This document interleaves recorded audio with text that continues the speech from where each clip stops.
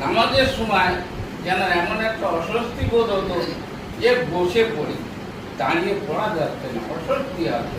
তাও করতাম, কখনো হয়তো 4 রাকাত বসে পড়তেছি, কখনো তারপরে আমি যখন এখানকার এই সিস্টেম অনুযায়ী আমার মন প্রাণ এবং জীবনটাকে আমি তৈরি করার জন্য চেষ্টা করছি, তখন দেখা গেল যে আমার এই শারীরিক যে অসুস্থতা, আমার এই শারীরিক যে দুর্বলতা, সেটা আস্তে আস্তে সরে যাচ্ছে, আস্তে আস্তে সরে যাচ্ছে।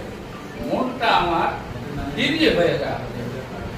রোগের দিক থেকে কয়েকটা রোগ, একটা হলো আমার নার্ভ, পেটে ভারী, তারপরে 4টে হলো যে পেশাব আমি কন্ট্রোলে রাখতে পারি না। যখন সে কথা আমি পেশাব লাগলে পাই, সুগার যখন বেড়ে যায়, সেই মানুষটা শুনি, তবে ওনার সঙ্গে আমার কিছু মিলে আছে। আমার জীবনে আমি খাওয়া দাওয়া খুব মন্দ করি, খাই, আমি জীবনে তেলে ভাজা খাই।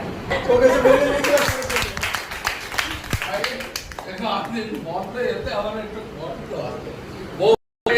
আব্বা চা খাবে না, বাবা ঘুম নাই, কি খাবে?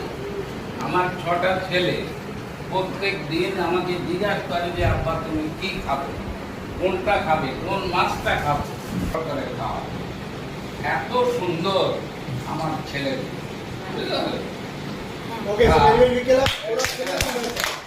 এই পর্যন্ত আজকে থাক, আবার